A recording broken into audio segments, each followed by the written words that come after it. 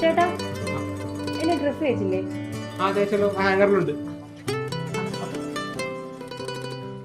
ചേട്ടാ എന്റെ ഫുഡ് എടുത്ത് വെച്ചല്ല ബാഗിലുണ്ട്, കണ്ടില്ലേ?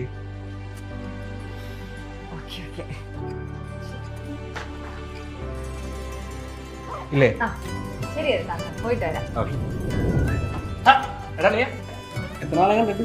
കുറച്ച് തിരക്കില്ലടാ, കുറച്ച് പരിപാടികളായിട്ട് അങ്ങനെ പോകും. പിന്നെ എന്തൊക്കെ വിശേഷം? ചേട്ടാ എന്റെ ഡ്രസ് ഇതുവരെ തേച്ചില്ലേ? ഒരു 5 മിനിറ്റ് ഇപ്പൊ തേക്കാം.